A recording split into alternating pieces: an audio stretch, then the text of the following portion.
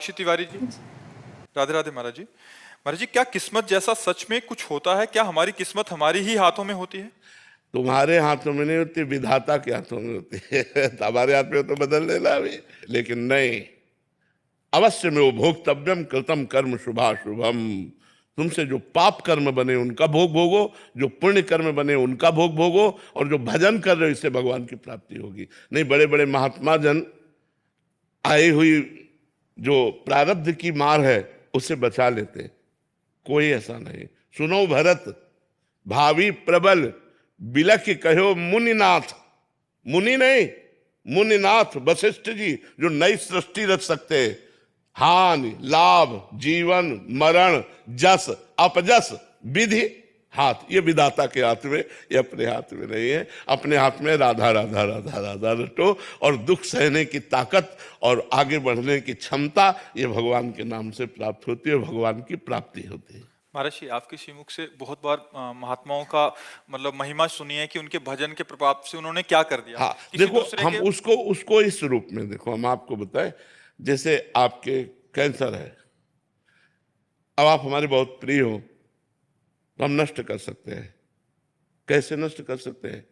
कि कैंसर की पीड़ा हमने ले ली, तुम जान नहीं पाए, अब हमारे एक फोड़ा हुआ, अब वो साल भर दर्द करता रहा, भीषण पीड़ा रही, वो तुम्हारे पूरे जीवन के कैंसर का कष्ट भोग लिए, पता नहीं चला।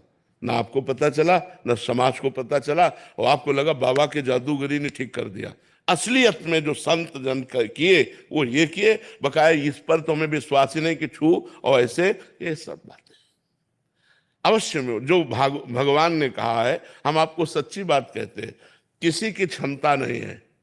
बिल्कुल आप इस बात से एकदम क्लियर हो जाइए कि यदि कल आपको चबेटा लग करके टांग टूटनी है, गिरना है, तो आप नाम जप कर रहे हो तो टांग टूटेगी नहीं, पर चोट पहुंचेगी, इतना हो सकता है। पर आप कल गिरेंगे।